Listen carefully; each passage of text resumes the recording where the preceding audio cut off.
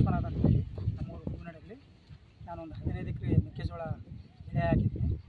ಈ ಮೆಕ್ಕೆಜೋಳ ಬಿತ್ತಿ ಒಂದು ವಾರಕ್ಕೆ ವಿಪರೀತ ಮಳೆ ಆಯಿತು. ಮಳೆ ಆದ ಕಾರಣ ನಮ್ಮ ಬೆಳೆ ಎಲ್ಲ ಭಾಳ ಕೆಂಪಾಗಿಬಿಡುತ್ತು. ಈ ಟೈಮಲ್ಲಿ ನಾನು ಏನು ಸ್ಪ್ರೇ ಮಾಡ್ಬೇಕಂತೇಳಿ ನನಗೆ ಗೊತ್ತಾಗಲಿಲ್ಲ.